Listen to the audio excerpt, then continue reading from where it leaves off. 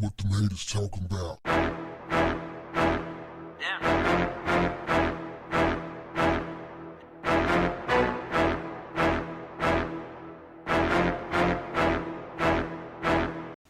What's up, family? Question. Why is it that so many rappers who make it out of the hood end up getting themselves murdered? As a rapper who made it out of the hood, I think I can offer some context. It's that hood mentality. Years of conditioning. I was raised by a single mother who was aggressive. She taught me how to settle conflict with fists, guns, and insults. When she would get angry, she would strike something. She would insult you.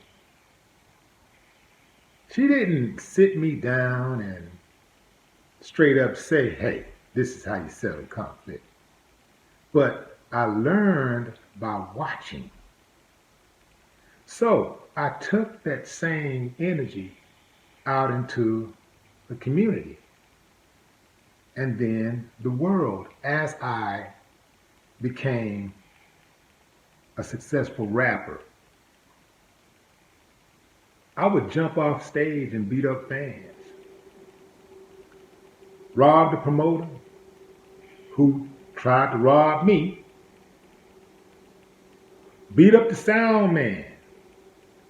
If the sound wasn't right, and he gave me some back talk when I complained about it. You know, I had a #1 song on the charts and could not wait to get back to Houston to put in some work because somebody had violated somebody that was close to me. Dudes who are out in the streets, who are still stuck in the hood, most of them, not all, but most of them, when they see a dude who come from where they come from make it, they get excited. They are hopeful. Maybe since he made it, I can make it. And even if I can't make it, man, this show look good to see a brother who came from where I came from getting it. Now, they may still be trapped in the game. They may still be banging. They may still be thugging. They'll have respect for you if you carry yourself with dignity. You carry yourself like a man and you stay in your lane and do your thing. But if you start trying to act like them and be all out in the streets and trying to do drive-bys and claim gang affiliation, especially when your ass wasn't in a gang before you started making money,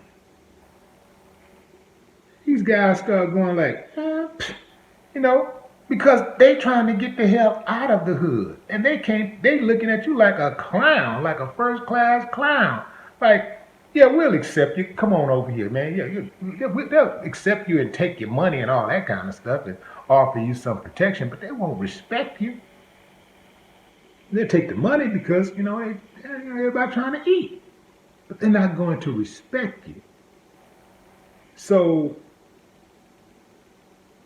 and I'm not saying I was even looking for anything like that. For me, it was just a matter of it being hard to shake. Just hard to shake that mentality. But hopefully you live and you learn, and I finally caught my snap. It took a while. I ain't gonna lie, from the time I made it, when I started getting money, it took about 10 years to get it out. A good 10 years. The problem is this. Most cats are not going to be that fortunate.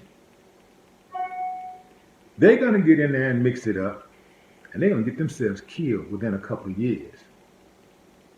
Something real bad is going to happen to them. They're going to end up in prison for a gang of years. I guess I did a lot of things right. I know that ultimately I was shown favor. I won't even call it luck. I think I was shown favor. And perhaps I'm here to tell the story and to serve as a cautionary tale to some of the other youngsters who are out there on their way up and that's doing it right now. But I can tell you this, man, let those people who do what they do what they do. Step back. I ain't saying be no sucker, let nobody run over you, whatever, but it's people that do that stuff for a living. It's people that can handle any problem that you have. If you make it and you out there, you hiring people, you making millions of dollars, people are counting on you to make sure that their livelihood can continue. I mean, they're counting on you. Too much is given, much is required. So you are required to act differently and not like some common thug on the streets, because you have so many more responsibilities than the average person.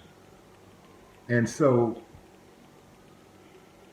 you're not going to be handled if something goes down. You're not going to be handled the same way. You are a target. When you get money, you are a target. Can y'all hear that siren in the background? That's right on time, ain't it? The siren, and I'm talking about what could happen to you. Those sirens could be sirens for police, ambulance, the fire truck or whatever, but they, it's consistent with what could happen when you get out of pocket and you're trying to live that life. Man, I don't understand why we pay so much attention to what's going on in the hood. Most people who live in the hood, when they come to live in the hood for the first time, they're living there because they don't have another choice. But as soon as they get enough money to have a better lifestyle, they gone and they ain't looking back. We tend to go to the hood, kick up our feet, and relax. And even when we make it out, we want to go back and prove that we still hood. We still can kick it on the block and all of that stuff, that type of stuff. You do not have to be in the hood. You don't have to go to the hood to feed the hood. Let me say it again. You do not have to go to the hood to feed the hood. And we gotta figure that out. We gotta figure that one out, because we're losing too many people who can help. It's too many people that we can use those resources. We can use that influence that they have and channel it in a positive direction to help those who are trying to help themselves. Give them a hand up, not a hand out. So that's my thoughts on that. But what say you? I know this is a controversial topic and some people ain't gonna get it. And at the end of the day, they're gonna get what they get. But what say you? Drop a comment. No more talk. What the haters talking about?